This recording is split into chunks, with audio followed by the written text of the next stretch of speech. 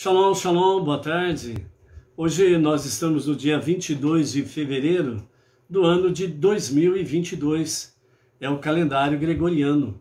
Pelo nosso calendário judaico, nós estamos hoje no dia 21 do mês Adar 1 do ano 5782.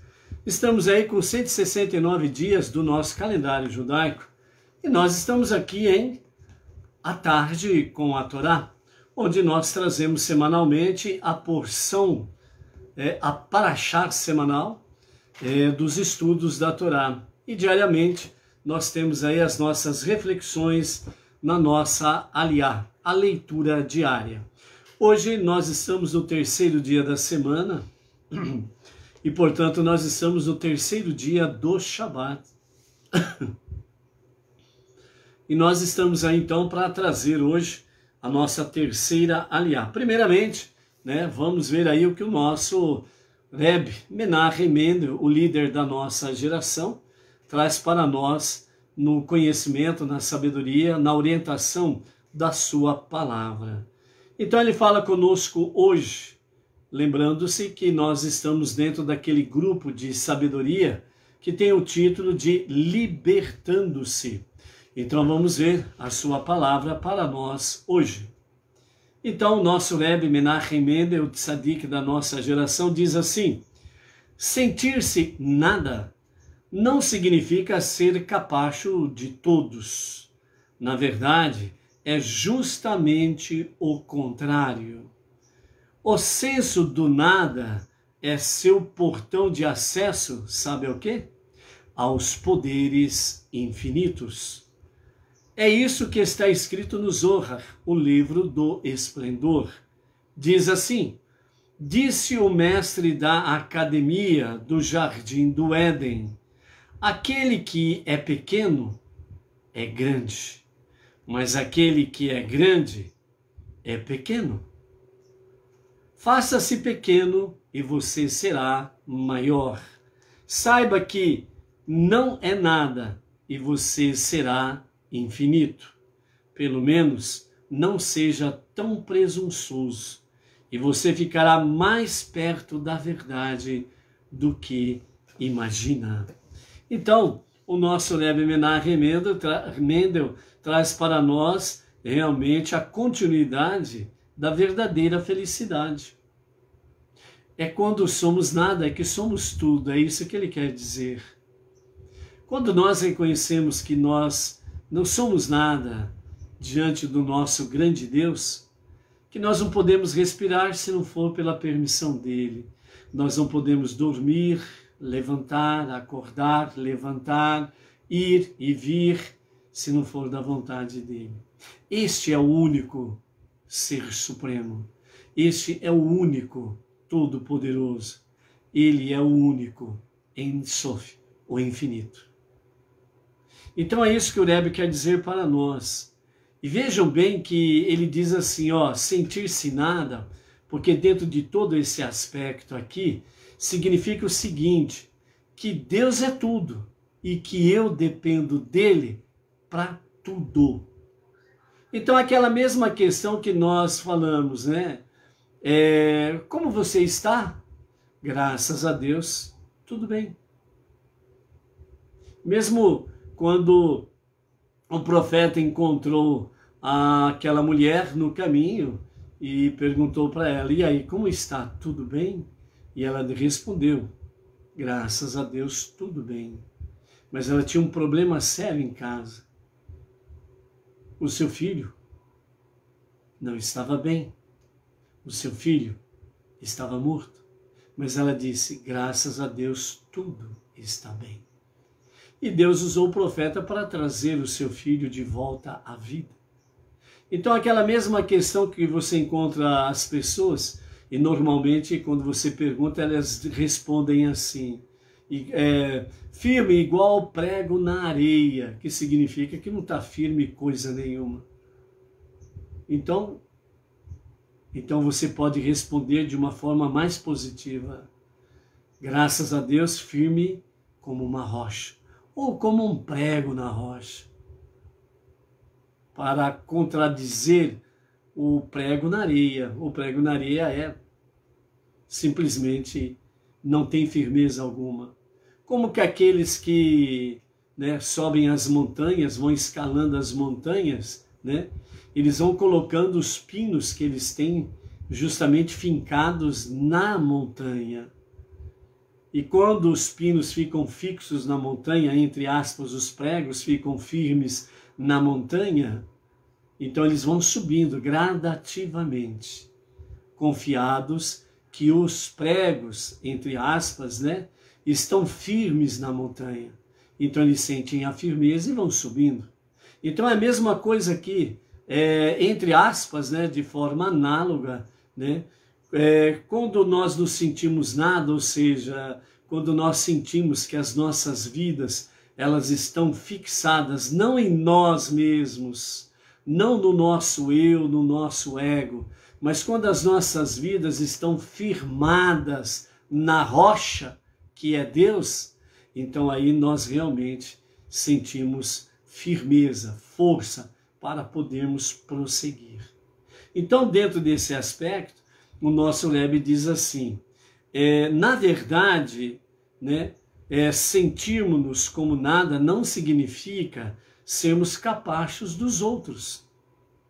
Não é porque você serve o único e verdadeiro Deus, não é porque você tem fé e confiança nele, não é porque você tem a palavra divina nas mãos que significa que você deve ser capacho dos outros.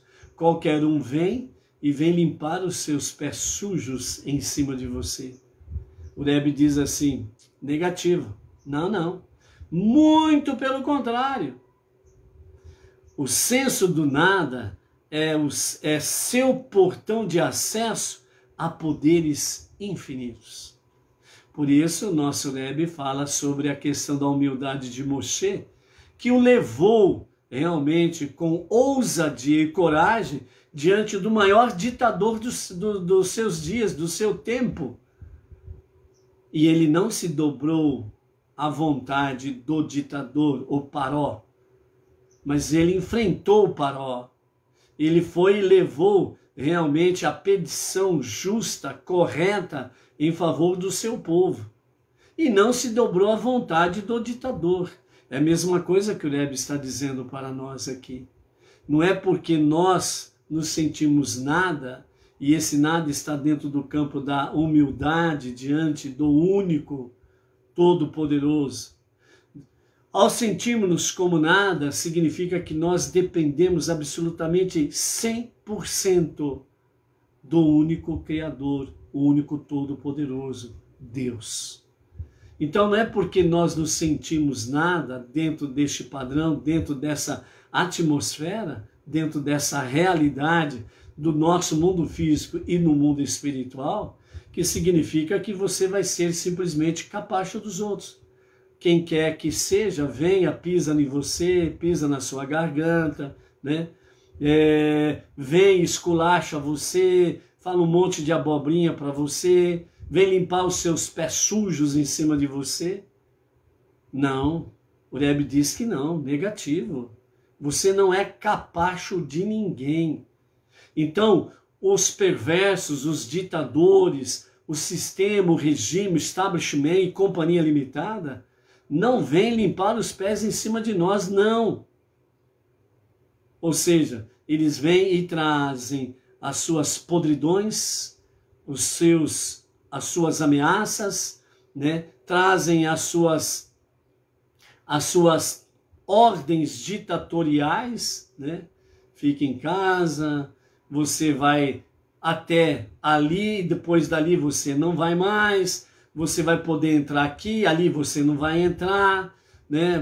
Se você tiver o documento como passaporte aí, você pode ir em qualquer lugar, e quem não tem, não vai, fica trancado. Negativo, não somos capazes de ninguém.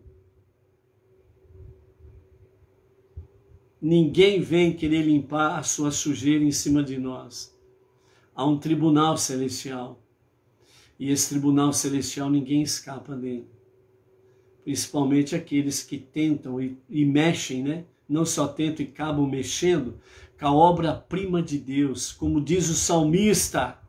Lembra-te, ó Deus, que somos obras das tuas mãos.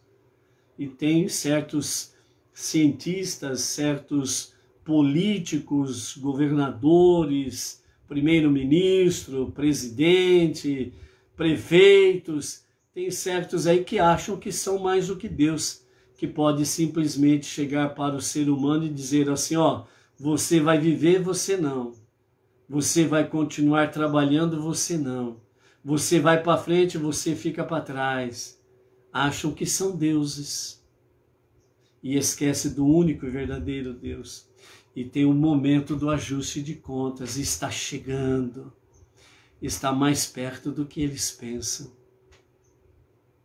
Então, por isso, amados, lembrando, o nosso Rebbe diz que, de fato, essa verdadeira humildade, ela nos leva a um certo portão.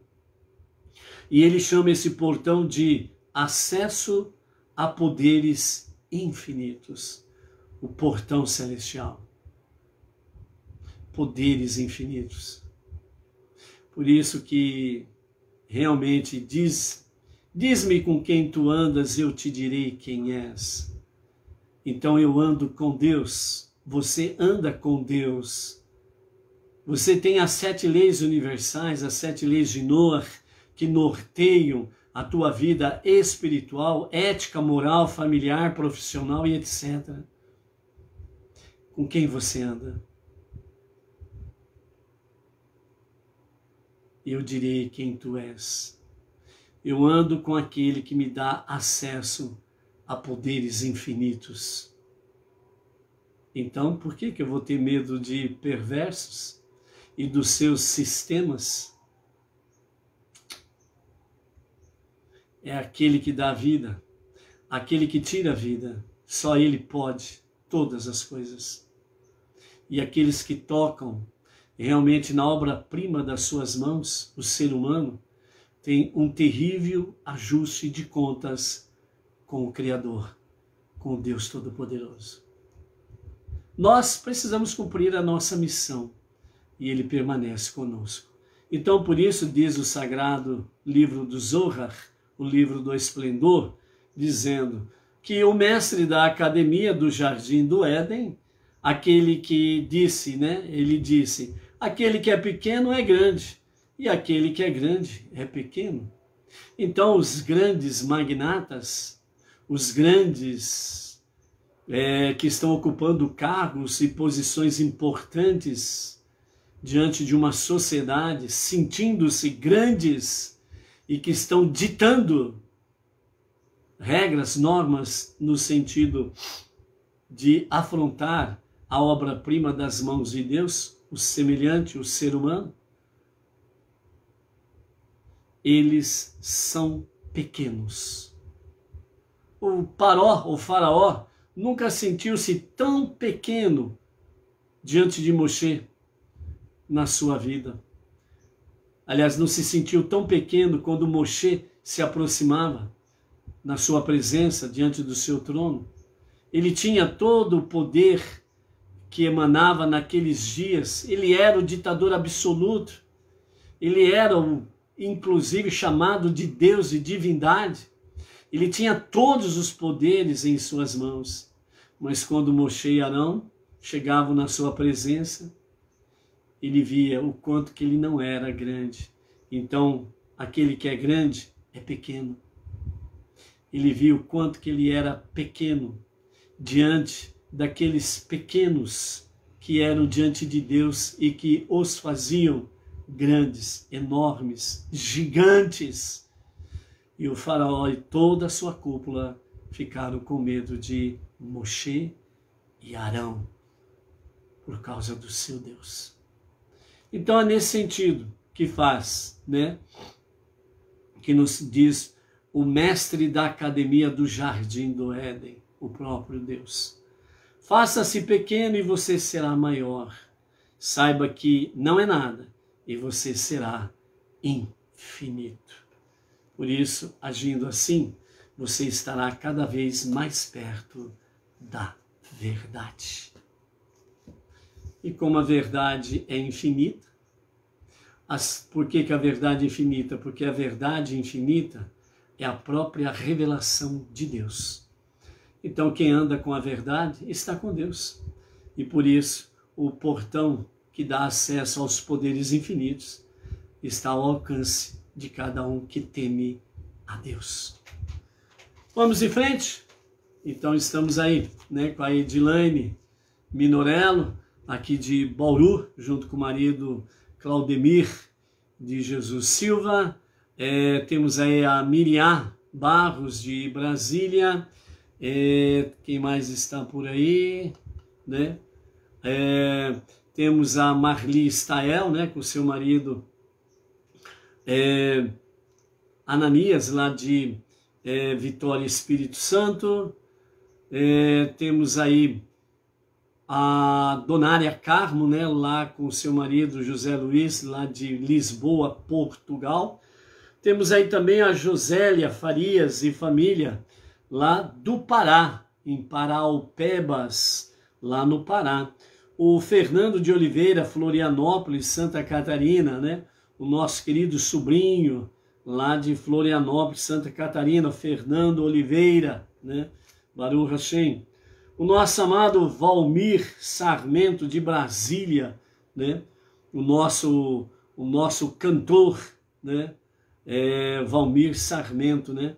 Então ele estará lá no 6º seminário lá em Atibaia, no próximo fim de semana, para brilhantar ali junto com a banda, né, Benei Noah, os momentos do seminário lá com louvores a Hashem, né? Então, Baruch Hashem, vamos nos encontrar por lá em Valmir. O Hamilton José de Bairros, de Santa Catarina, a Tânia Castro, de Manaus, Amazonas, a Eunice Bezerra Lorete, lá do Rio de Janeiro, a Ismênia Silva, de Dourados, Mato Grosso do Sul, a Idil, aleluia, lá da ilha Madre de Deus, em Bahia, o José Carlos Correia de Sá, a Nayara Oliveira, Rio de Janeiro, o Natanael Félix de Itapecerica, Minas Gerais, Baruch Hashem aí, né? Estamos aí também com a Inês Martins, aqui de Pirajuí, a Vera Lúcia Mâncio, lá aqui também de Bauru, né? Junto com o marido Paulo Fernandes, aqui de Bauru, a Vera Lúcia Mâncio e o marido Paulo Fernandes também estarão lá no seminário, lá no 6º seminário, lá em Atibaia, também vamos nos encontrar por lá, né? Momentos preciosos que teremos lá. E para Bauru e região, voltamos a dizer aqui, ó, depois do seminário, nos aguarde. Muito trabalho para fazer aqui em Bauru e região, hein? E vamos ter bastante coisa para realizarmos aqui em Bauru e região. Pela graça bendita de Hashem, vamos aí estabelecer realmente a nossa sede regional aqui em Bauru, e vamos aí com distribuição de pontos, né, de estudos de Torá. Bauru é muito grande e nós vamos aí, com a graça bendita de Hashem, estarmos aí, né, fazendo grupos de estudos de Torá e pegando, né, no bom sentido, né, trazendo Bauru para o verdadeiro monoteísmo com fundamento judaico, com orientação rabínica, né? Então, muita coisa temos aí após o seminário para realizarmos em Bauru. Baruch Hashem por isso daí. Hoje nós estamos no 3º dia da nossa semana, né? O 3º dia do Shabat e a nossa 3ª leitura, né? Capítulo 35, verso 30, e vamos até o capítulo 36, o verso 7 da nossa 3ª leitura. Baruch Hashem. A Luciana Rodrigues, aqui de Marília, também está aí conectada. Baruch Hashem. Vamos em frente. Então nós temos aí, na nossa leitura de hoje, a questão de Betsalel e Aholiav, né? Que são os dois personagens principais, os dois mestres de obra, né? Os dois cabeças que estarão aí coordenando todos os trabalhos na construção do Mexicão Tabernáculo no deserto, né? Então vamos ver aí mais uma vez quem é Bezalel e Aholiav e o significado para nós desses dois personagens aqui, ok? Então, com os comentários de Irash, Moisés disse aos israelitas: vede, mencionei anteriormente que Deus só permitirá que indivíduos especialmente dotados, sábios de coração, modelem o tabernáculo. Com esse propósito, Deus escolheu pelo nome. Deus escolheu, foi uma escolha direta de Deus. Vejam bem o padrão divino. Então Deus escolheu pelo nome Bezalel, filho de Uri, filho de Ur, da tribo de Yehudá, a principal tribo. Dotou de espírito divino e uma sabedoria que o habilita a aprender com os outros e também por si mesmo. Inteligência dedutiva, inspiração divina e de talento para todo tipo de obra, para criar desenhos, tecidos e trabalhar em ouro, prata e cobre.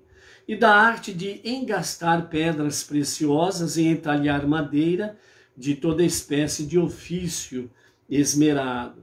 Deu também a ele e a Aholiav, outro que Deus escolheu pelo nome, Aholiav, filho de Ahissamar, da tribo de Dan, a tribo mais inferior das tribos de Israel. Aptidão para ensinar, dotou-os de sabedoria do coração para trabalhar em todos os ofícios do entalhador, do tecelão e do bordador, com lã azul celeste, púrpura e escarlate, e linho nos ofícios de todo tipo de artífice e hábil tecelão. Os dois serão encarregados da obra e supervisionarão os oficiais e artesãos. Apesar de Bezalel ser da tribo real de Yehudá e Aholiav da tribo indistinta de Dan, a mais inferior, o que importa é a sua habilidade e não a linhagem. Assim, o tabernáculo não pertence aos ricos e de alta estirpe, mais do que aos pobres e comuns.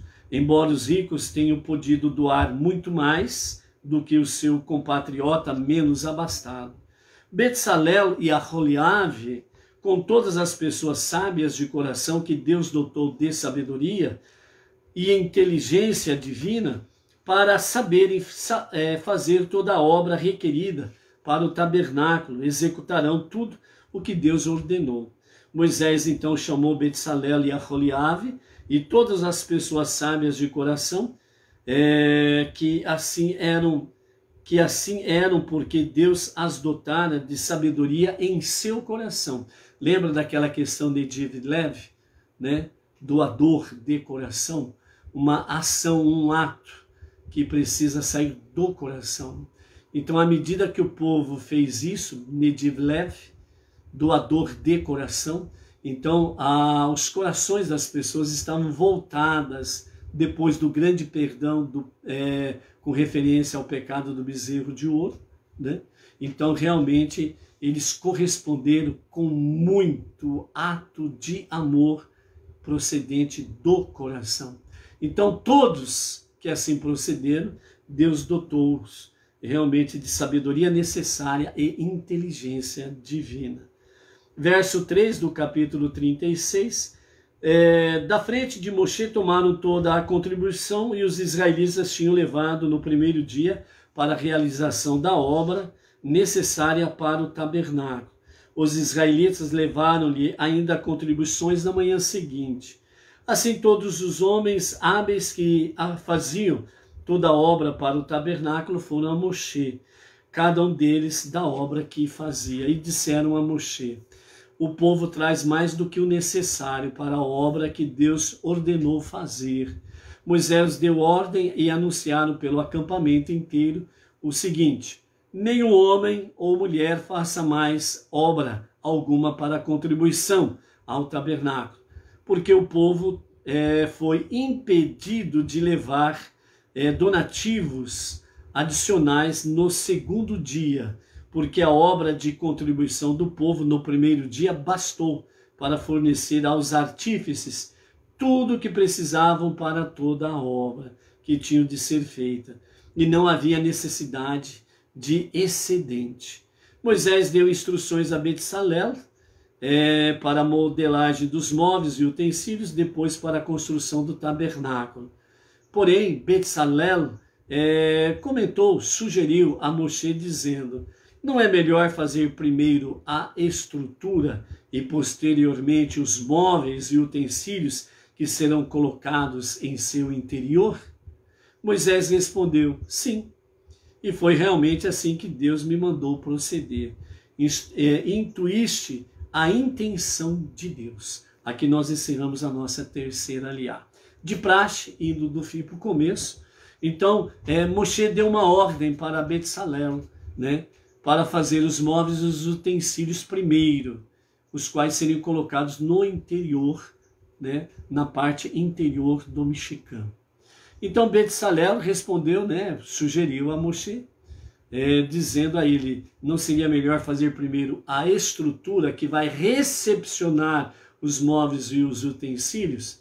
Fazendo primeiro a estrutura, na sequência faz-se os móveis e os utensílios, e aí já tem um local adequado para colocar e não ficar ao relento. Então Moshe respondeu a Betsalel: exatamente isso que Deus me instruiu. E você teve, né, a intuição de Deus.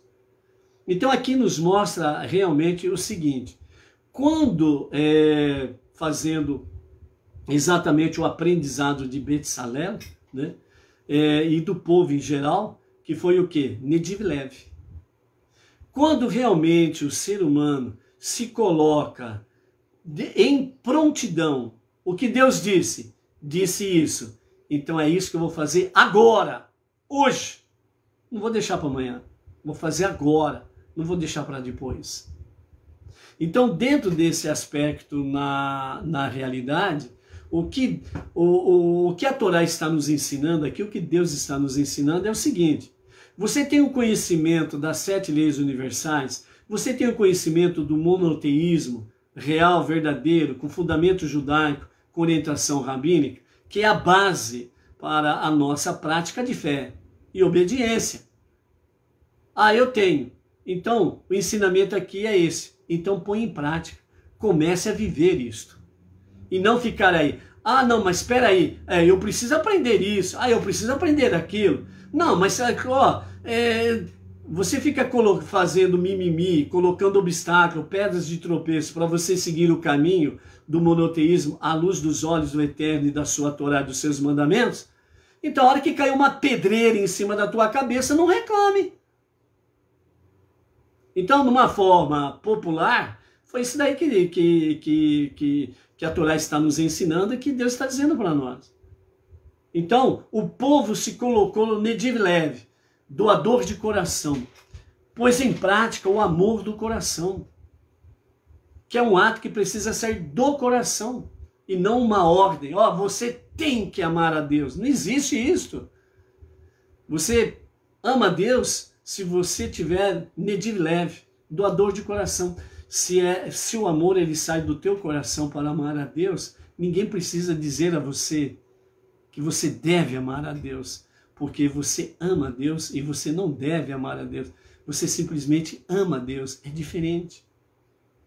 Então, se você tem esse conhecimento básico, nada te impede de você estar no caminho e viver o verdadeiro monoteísmo. Fé e confiança em Deus, à luz dos seus olhos, da sua Torá, dos seus mandamentos e das 7 leis universais. Ponto. Qualquer mais, porém, contudo, etc. e tal, é tudo mimimi. É tudo desculpa amarela. É tudo aquilo que se fala, né? Desculpa de aleijado é muleta. Então as pessoas ficam arrumando desculpa para isso, para aquilo. Então fica aí, fica para trás, fica arrumando pedras de tropeço para não caminhar para frente. Aí de repente cai uma pedreira toda na cabeça e o peão fala: meu Deus, por que foi acontecer isso? Porque você sempre estava colocando pedras diante de você. Você sempre estava colocando pedras de tropeço diante de você. Então você em vez de amar a Deus, você ama as pedras de tropeço. Então Deus lhe concede uma pedreira inteira. Blá, blá, blá, blá. Pronto, acabou. É isso que você quer? Pedras? Tó. Ok? Então, essa é uma das coisas que nós aprendemos aqui em Divilev. Então, aqui nós vimos, no primeiro dia, o povo se propôs a fazer o que tinha que ser feito, não deixaram para o dia seguinte. Já foram no primeiro dia, blá, blá, blá, já fizeram a sua doação de Divilev, doação do coração. No dia seguinte, eles acordaram com a mesma intenção, de Divilev. Vamos fazer mais doação. E foi onde que Moshe, realmente, ele orientou o povo, não tragam mais nada. Já temos o suficiente. No primeiro dia, já a doação foi suficiente. Então, fazendo um paralelo nisto, né? O nosso Rav Yaakov, né? Com a nossa sinagoga sede, lá em São Paulo, no Brooklyn, né? E as comunidades regionais que temos aí pelo Brasil inteiro. Quem dera se o nosso Rav Yaakov e também os nossos emissários nas comunidades regionais pudessem dizer, né, ao povo, ó, dá um tempo aí porque as doações vieram em massa, né? Calma aí, vamos colocar em ordem aqui e depois a gente fala se é para trazer mais ou não, ok? Quem dera se o nosso Rav Yaakov e os emissários pudessem dizer isso ao povo. Ou seja, qual que é o ensinamento aqui? Enquanto o Rav diz não, traga mais, enquanto os emissários falarem, ó, não tragam mais para as comunidades regionais, né, cada uma na sua, então continue colaborando, continue contribuindo, mas sempre com esse escopo, com essa visão. Como disse Rashi no comentário do diálogo entre Moshe e Betzalel, né? Intuíste a intenção de Deus, ou seja, ele teve a intuição divina, intuição de Deus. Então a intuição de Deus é esta, é a participação de cada um na obra dele. E é isso que é importante, né? Então que nós possamos estar juntos no Divilev. Outra coisa que nós notamos aqui dentro desse aspecto aqui, Betzalel, né, ele foi o responsável para realmente confeccionar, né, vamos assim dizer, ou construir a Aron HaKodesh, né, a arca sagrada. E vejam bem que a ação de Betzalel, né, na arca sagrada foi algo tão magnífico com Divilev, que a arca ela nunca foi destruída. As primeiras tábuas confeccionadas 100% por Deus foi destruída. Mas a arca confeccionada por Betzalel, com a participação de toda a comunidade, por causa dos ingredientes, etc. e tal, que foram doados, ela não foi destruída. Inclusive, na destruição do primeiro templo, né, que aconteceu na era babilônica, né, e que Nabucodonosor foi lá e etc. e tal, e o povo foi cativo para a Babilônia. A arca, os babilônicos não conseguiram encontrar a arca. Simplesmente destruíram o templo, beleza, levaram muitos tesouros, mas a arca não. A arca, ela simplesmente sumiu das vistas humanas, né? Alguns dos nossos sábios falam que aonde o templo foi construído, abaixo dele foi construído algo semelhante, e chamados de câmaras secretas. E exatamente bem abaixo, aonde era o Kadosh Kadoshim, o Santo dos Santos, há um compartimento secreto, em linha vertical, né? Na mesma dimensão para baixo.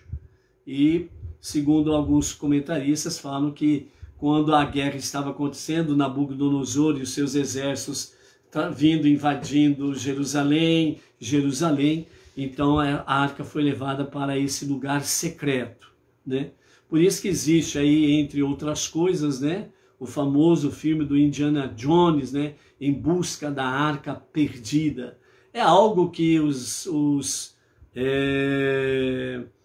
arqueólogos, né, e geólogos e companhia limitada tentam, desde a destruição do templo na era babilônica, tentam até hoje localizar aonde está a arca, né? E não vão achar de forma alguma, né? E ao mesmo tempo também os nossos mestres falam que no segundo templo, mesmo reconstruindo, reformulando e construindo o segundo templo, no Santo dos Santos, a arca sagrada não estava ali. Ela não estava presente fisicamente, materialmente falando. A arca não estava ali. Tanto é que quando, né, o Império Romano vem e destrói o templo no ano 69 da nossa era comum, né, eles não conseguiram achar a arca também. Aí eles levaram, né, a famosa menorá, que está lá no Arco do Triunfo, na Itália, né, onde Tito vem para, vamos dizer assim, para materializar e, entre aspas, né, consagrar a sua grande conquista da destruição do templo em Jerusalém. Foi feito ali na Itália o Arco do Triunfo, e lá tem a menorá de 7 braços refletida ali, né? Uma menorá que ela vem em forma de ondulada, né? É uma forma arredondada, melhor dizendo. E a menorá original, segundo os nossos sábios, e pela característica que a Torá traz, ela não era desta forma, deste estilo. Então aí no nível mais ainda, dentro de configurações mais profundas e muito mais elevada, os nossos mestres, justamente com aquilo que está escrito, que Salomão, ele fez 10 candelabros, né, na construção do templo. Então, alguns comentaristas trazem que o candelabro, né, a menorá original, ela também está como a arca sagrada, ela está escondidinha, né, e ninguém consegue achar. Então, alguns comentam que aquela representação mostra que a menorá original não foi capturada pelos romanos. Baruch Hashem. Ok? Então essas são algumas coisas assim para nós nos compreendermos dos valores, da questão espiritual, o significado, o sentido, para nós vermos assim o quanto que Deus zela realmente pelas suas coisas. E quando o homem se une a Deus para fazer a obra divina, Deus sempre vai estar à tua frente, à nossa frente. Então, por isso, faça-se pequeno, grande serás. E, nessa medida, Deus conduz cada um de nós ao portão que dá acesso aos poderes celestiais, aos poderes infinitos, os verdadeiros poderes. Então, por isso, diga-me com quem andas. Ou melhor, vamos mudar um pouquinho essa questão. Descubra você mesmo com quem andas, e então você verá realmente o que você é. Super-heróis? Coitadinhos, são pequenos. Você é grande. Entendeu? E vamos continuar aí, né? Dentro desse aspecto todo, nós temos aí realmente o Betsalel, o que vem da descendência de Uri, filho de Uri, filho de Ur, da tribo de Erudá. A principal tribo, a tribo, vamos dizer, a grande em todos os níveis, a tribo de Erudá. Enquanto que Aholiabe, filho de Ahissamar, da tribo de Dan. A tribo de Dan era a tribo mais inferior. Então, dentro desse aspecto, com palavras simples para nós compreendermos a realidade dos fatos, nós temos aqui Betsalel, o que ocupa os cargos mais importantes, posições mais elevadas, rico e companhia limitada. Temos Dan, aquele que faz parte realmente da classe mais inferior, culturalmente, de forma social, mais pobre, etc, etc, etc. Então nós temos aí, Deus escolheu o mais rico e o mais pobre. Deus escolheu aquele que é de maior e melhor expressão e aquele que é de menor expressão. E ele trouxe o de menor, elevou para cima. O que estava lá grande demais, ele trouxe para um nível abaixo, significando que todos nós somos iguais diante de Deus. Não importa se você é rico, milionário, bilionário. Não importa se você ocupa posições importantes dentro de uma sociedade, seja ela funções, cargos, político e etc, etc, etc. E seja você simplesmente aí um coletor de lixo, por exemplo, né?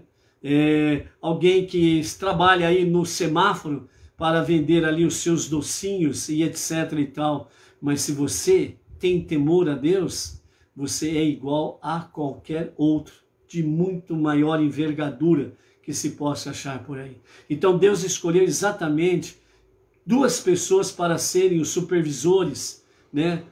Os mestres da grande obra do Mexicano, para mostrar a todos, não importa a posição social de quem quer que seja, o importante é servir a Deus, porque aí se estão verdadeiramente naquele que o livro do Esplendor traz, tem acesso ao portão, né? Como diz o nosso Rebbe Menachem Mendel, ele tem acesso ao portão que dá acesso aos poderes infinitos.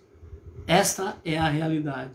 Então, por isso, você seja de fato isso que Deus quer para a sua vida, né? Então, seja pequeno e você será grande e terá acesso ao portão que te leva aos poderes infinitos.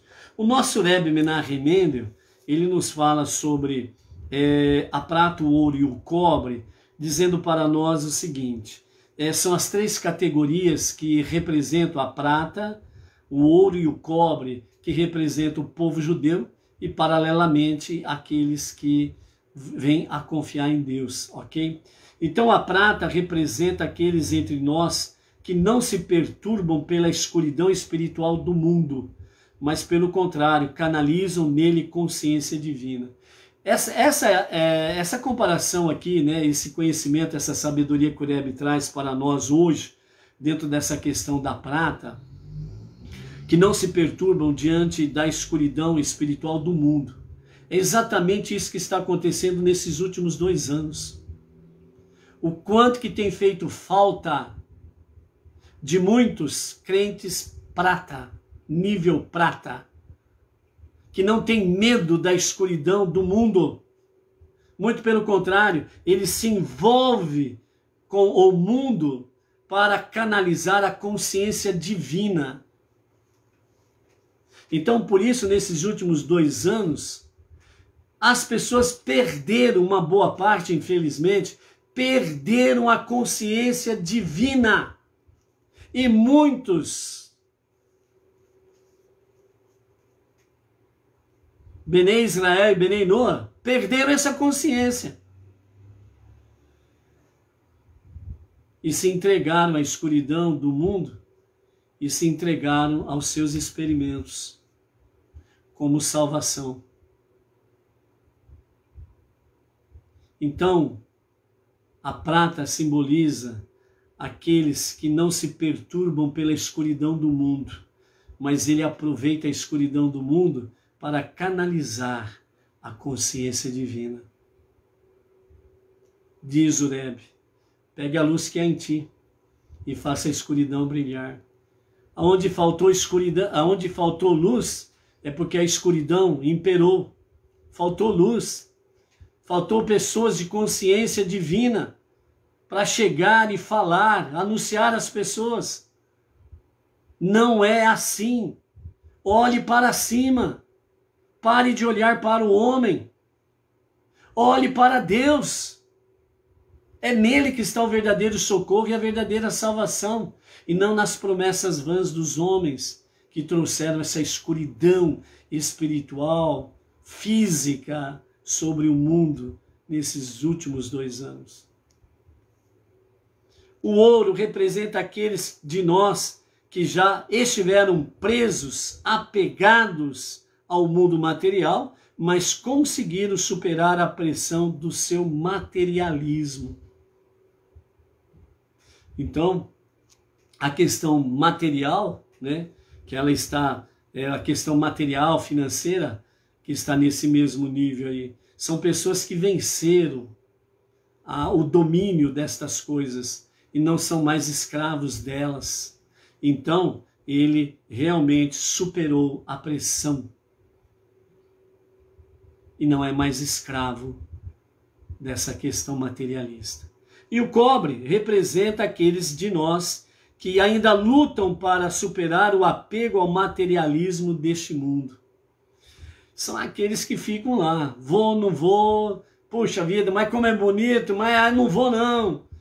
Está apegado ao materialismo do mundo, né? É aqueles que, quando vão gastar, né, os seus provimentos nas suas paixões, na sua luxúria ou nos seus desejos pessoais, não tem dó de enfiar a mão no bolso. Mas quando fala de doação, ele coloca dentro do bolso todo o zoológico de animais selvagens, peçonhentos, venenosos, e não põe a mão no bolso de jeito nenhum. Entendeu? É estar livre do apego ao materialismo. Portanto, a prata, o ouro e o cobre são exatamente os 3 tipos de judeus e os 3 tipos de Benenor que existem aí.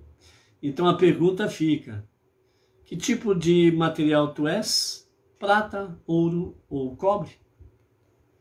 Você responde. A Torá requer a utilização dos 3 metais na construção do Mishkan.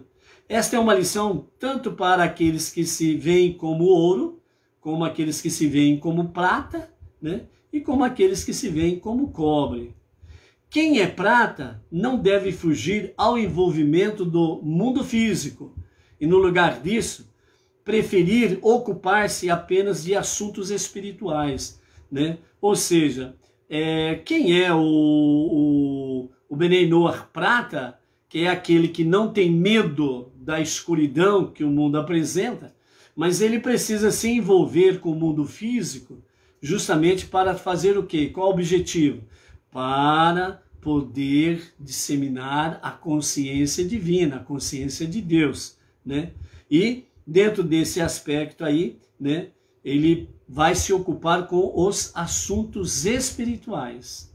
Então, o poder materialista do mundo não tem influência sobre ele.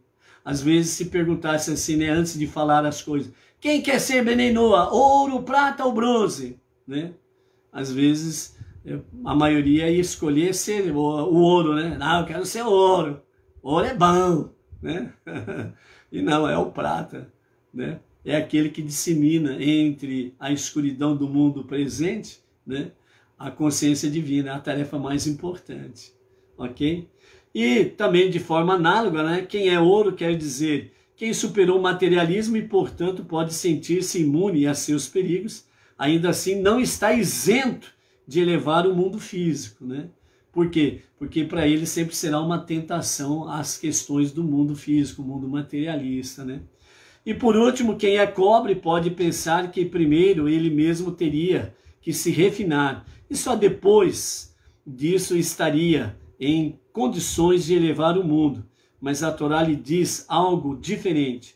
Ela também deve fazer a sua parte na construção de uma moradia para Deus neste mundo.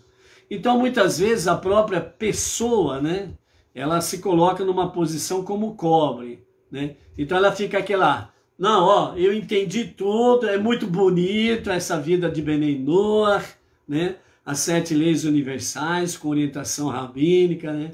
Tem aí o guia Benei Noach, que vai ser agora o novo guia Benei Noach, que vai ser lançado no seminário. Tem aí o Sidur, né? O livro de preces diárias. Nossa, é muito bonito, vocês têm um rabino legal pra caramba, meu, né? Então, muito bonito tudo isso, mas eu ainda preciso deixar de fazer algumas coisas, eu ainda preciso dar uma purificada né? Então ele arruma aquelas desculpas, é o bronze, né? Então nesse fica aí arrumando desculpa para não estar servindo a Deus, né? Mas aí a palavra do nosso Rebbe Menachem Mendel, né, baseado na Torá, diz que Deus precisa dos 3 ingredientes: a prata, o ouro e o cobre para fazer o mexicano. Significa que Deus precisa da prata, do ouro e do bronze para fazer de você uma morada de Deus, a casa de Deus. Então, a partir do momento que você sabe que Deus é um e que está acima de tudo e de todos, que é o único Criador, o único Salvador, e que Ele tem dado aos não-judeus as 7 leis universais como base para o seu estilo de vida, então você já tem o suficiente. A questão é simplesmente fazer e não ficar com mimimi e colocando pedras de tropeço diante de você. Você não quer que, de repente, a mina de pedras exploda e caia tudo na tua cabeça. Quer isso? Não, né? Então, por isso, seja forte, seja luz. Amanhã tem mais, não perca. Estaremos aqui. Shalom, shalom.